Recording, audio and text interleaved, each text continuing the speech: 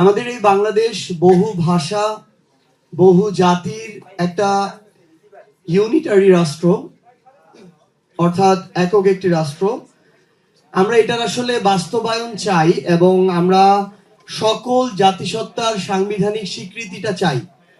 আমরা আদিবাসী, উপজাতি, ক্ষুদ্র নৃগোষ্ঠী এই ভেদাভেদগুলোকে একপাশে রেখে আমরা বরং সবাইকে জাতি বলে সম্বোধন করতে চাই, যেটা আমাদের জুলাই সনদে অন্তর্ভুক্ত করা হয়েছে।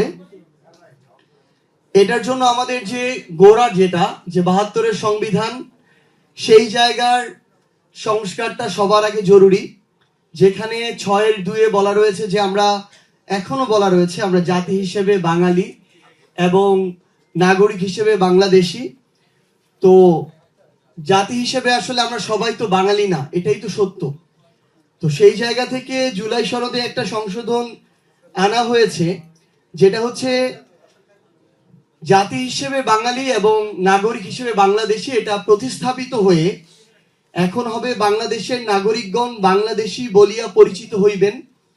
আমরা চাই এই যে গণভোটের রায়ের মধ্য দিয়ে দ্রুত এই সংবিধানের সংস্কারগুলো বাস্তবায়ন হোক এবং আমরা এই যে বিভক্তি, এই বিভক্তিটা আর চাই না। বাঙালি অবাঙালির এই বিভক্তি চাই না। আমরা সবাই বাংলাদেশি, জাতি হিসেবে কেউ বাঙালি, কেউ চাকমা, কেউ মারমা, কেউ হয়তো অন্য কোনো জাতির। এবং আমরা শুধু আপনাদের উদ্দেশ্যে এইটুকু বলতে চাই যে ৭২-এর সংবিধানে এই যে একটা জাতিবাদী বর্ণবাদী যে একটা টান রয়েছে, যেটার সংস্কার জুলাই সনদের মধ্যে রয়েছে, এই ধরনের আমাদের কিছু একদম গোড়া থেকে, আমাদের সৃষ্টি লগ্ন থেকে যে সমস্যাগুলো রয়েছে সেগুলোর সমাধানটা অতি জরুরি।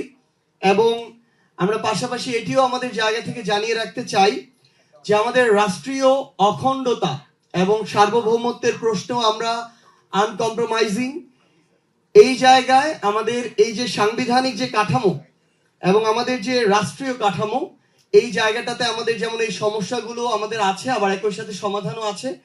আমরা আহ্বান করব সরকার বলি, বিরোধী দল বলি, রাজনৈতিক দল কিংবা যত অংশীদার আছে, আমরা সবাই একসাথে মিলে অন্তত আমাদের এই সার্বভৌমত্ব এবং অখণ্ডতার প্রশ্নে ঐক্যবদ্ধভাবে কাজ করব। এইটুকু যদি আমরা করতে পারি তাহলে এই ধরনের সমস্যাগুলো আমরা নিজেরাই সমাধান করে ফেলতে পারবো।